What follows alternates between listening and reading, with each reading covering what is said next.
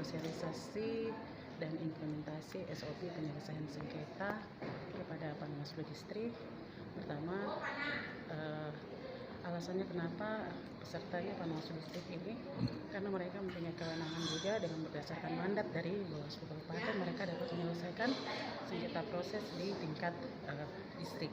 Jadi pembekalan yang dilakukan kami khusus pada kegiatan pada hari ini itu terkait SOP atau mekanisme dari atau tata cara penyelesaian sengketa khusus peserta pemilu, penyelesaian sengketa antar peserta pemilu. Jadi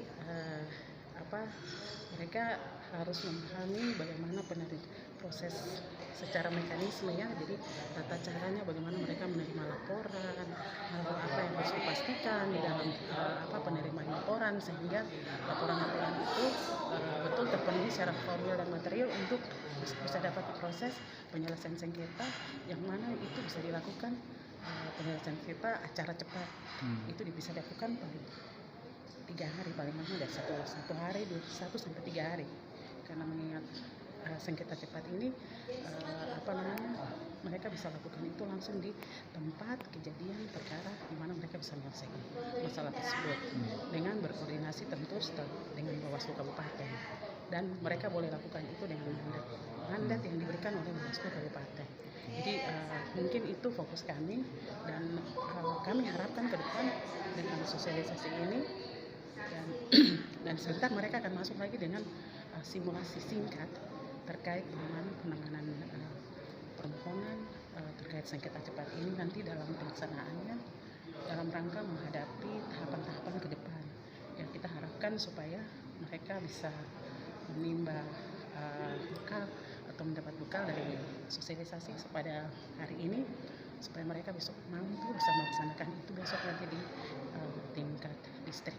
Mungkin itu gambaran. Apa saja yang menjadi catatan Ibu sendiri supaya Panwaslu Distrik itu bisa menyelesaikan setiap persoalan tingkat distrik dalam hal sengketa-sengketa yang terjadi nantinya?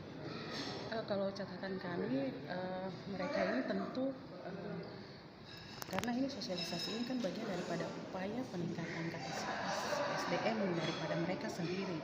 Ketika mereka bisa mendapat bekal ini, karena ini adalah tahapan pembekalan yang kedua. Jadi apa yang menjadi catatan kami, dan ini adalah mereka mempertajam apa dari pembekalan sebelumnya yang sudah pernah kami lakukan juga. Jadi harapan saya catatan yang bisa mereka dari Panwas Distrik ini, bagaimana pada saat ini mereka bisa menggali sedalam-dalamnya apa yang menjadi bekal mereka dari penyelesaian sengketa proses ini. Mereka bisa bisa mampu untuk dapat menyelesaikan persoalan yang nanti besok terjadi di tingkat distrik begitu. Seluruh kabupaten sendiri seperti apa, Bu? Pendampingan dari kami kan sudah dalam posisinya kan 30 distrik ini kita masing-masing sudah terbagi dari 3 komisioner yang ada, itu kita mendampingi atau sudah terbagi 1 komisioner untuk koordinator wilayah untuk 10 distrik masing-masing. Itu pendampingan kami, dan biasanya mereka yang selama ini kita jalan untuk memberikan supervisi, monitoring, evaluasi terkait bukan hanya hal-hal secara administrasi, bahkan mereka punya kinerja pun juga kami lakukan monitoring dari laporan-laporan daripada setiap tahapan yang sudah berjalan sampai sekarang ini gitu. Kampanye, pemasangan alat peraga, pengerusakan APK, itu contoh-contoh yang biasa terjadi yang kami alami dari pengalaman sebelumnya. Ini kan kami belum masuk kepada tahapan kampanye, tapi nanti ke depan kita akan hadapi ini, sehingga dengan pembekalan yang ada ini mereka sudah tahu apa yang harus mereka lakukan. Begitupun juga besok nanti sampai kepada TPS juga, biasanya ribut di tingkat TPS. Jadi dari pengalaman yang terjadi, memang kita beberapa kali dugaan pelanggaran yang kita lakukan di Bawaslu, rata-rata tuh masalahnya itu di distrik itu di masa kampanye ada yang curi-curi start, ya, ada yang tadi saya bilang contohnya pengerusakan APK. Jadi ada satu menjatuhkan yang satu, proses-proses kayak macam pembusukan gitu ya, kayak black campaign lah, kayak begitu. Itu yang biasa terjadi di distrik, dan itu biasanya saling melapor antara peserta yang satu dan peserta yang lain, saling melaporkan. Ada juga dugaan yang kita lakukan pada saat itu berdasarkan pengalaman itu terkait pemberian bantuan bahan bangunan. Sekarang agak berbeda, dia punya metode seperti pemberian bantuan itu tidak dalam bentuk mungkin uang kayak gitu, tapi dalam bentuk bahan bangunan, jadi material seperti pasir, batu, semen, itu yang sekarang bentuknya seperti itu. Dan itu tidak mudah untuk kita dari Bawaslu harus memastikan bahwa itu memang itu semacam gratifikasi, maksudnya seperti bentuk-bentuk daripada itu, untuk bagaimana ke depan untuk bisa menarik massa seperti itu. Dan itu biasanya bantuannya itu dia bersifatnya kepada tempat ibadah, ya, fasilitas-fasilitas umum lah untuk masyarakat begitu. Itu yang biasanya dilakukan. Kebetulan di Bawaslu Kabupaten waktu itu hanya tangani, kita dapat dua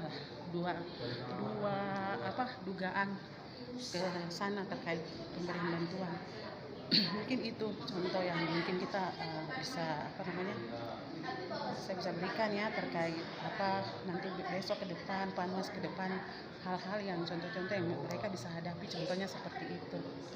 Sengketa pada hari yang sama pada saat permohonan disampaikan, apabila ada pengawas di peserta pemilu dan yang menjadi termohon adalah KPU. Kalau kemudian ada pihak terkait, itu bisa menjadi pihak terkait. Sekarang ada pertanyaan, apa itu pihak terkait? Saya kasih contoh. Ibu Salomina, betul ya? Ibu Salomina kita anggap dia dari partai PKB, dia caleg, dia mengajukan sengketa berseteru dengan saya dari KPU. Contoh. Terus kemudian akibat dari sengketa yang diajukan ke Bawaslu, dari sengketa yang diajukan Ibu Salomina ke Bawaslu, karena dia memperkarakan saya punya surat keputusan atau berita acara, ternyata ada Bapak siapa namanya? Bapak Joni. Ternyata Bapak Joni dari partai yang sama atau PKB atau juga mungkin partai yang beda, misalnya taruhlah PDI, itu ternyata ikut juga menanggung dampak begitu dari sengketa yang diajukan Ibu Salomina. Maka Bapak Joni ini kita namakan pihak terkait. Karena atas sengketa yang diajukan Ibu Salomina ke Bawaslu, ternyata kemudian itu akan berdampak terhadap pencalonan Bapak Joni. Gitu. Ya, saya kasih contoh, misalnya surat, dokumen yang diajukan Ibu Salomina ini kan tadi KPU bilang tidak valid, tidak sah, ya toh? Ternyata Ibu Salomina dan Bapak Joni ini urus sama-sama. Jadi kalau Ibu Salomina punya tidak sah, berarti Bapak Joni punya juga sah, sama tidak sah. Tapi KPU kasih keluar surat keputusan hanya untuk Ibu Salomina saja. Bapak Joni tidak diberikan surat keputusan penolakan. Gitu. Maka kemudian Bapak Joni bisa menjadi pihak terkait. Paham ya? Itu contoh. Oke, kalau gitu kita lanjut ke materi.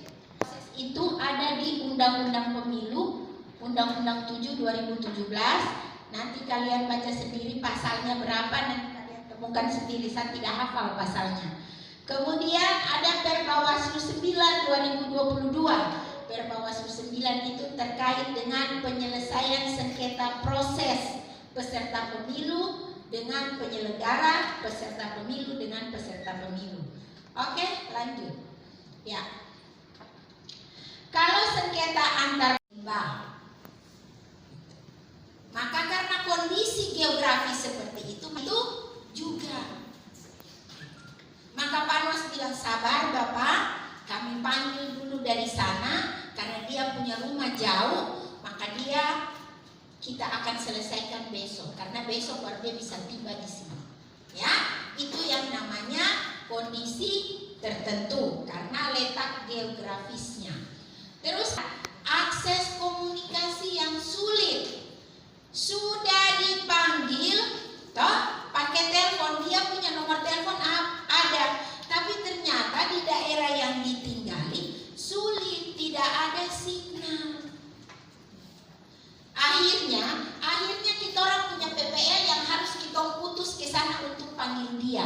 Nah, sementara tuh punya PPL ini harus, misalnya dia tinggal ini di tempat yang sulit dijangkau, jadi mungkin harus jalan kaki.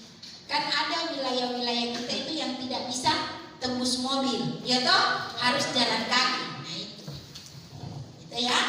Terus yang ketiga, ada keadaan lain yang menyebabkan Bawaslu atau Panwaslu kecamatan tidak dapat menyelesaikan sengketa antar peserta pemilu pada hari yang sama. Ada keadaan yang lain. Jadi bukan karena letak geografisnya yang jauh, bukan juga karena akses komunikasi yang susah, tetapi ada keadaan yang lain. Keadaan yang lain misalnya apa? Taruhlah misalnya pada hari itu ternyata ya ada duka, atau ada banjir, ada gempa bumi, atau yang kita tidak minta-minta ada huru-hara, gitu ya, maka tidak bisa diselesaikan hari itu. Terus caleg ini dia paksa, ibu ini harus selesai hari ini, ya sudah, kok yang selesai sendiri sudah di situ. Kita mau mengamankan diri karena ini keadaan darurat. Oke, gitu ya.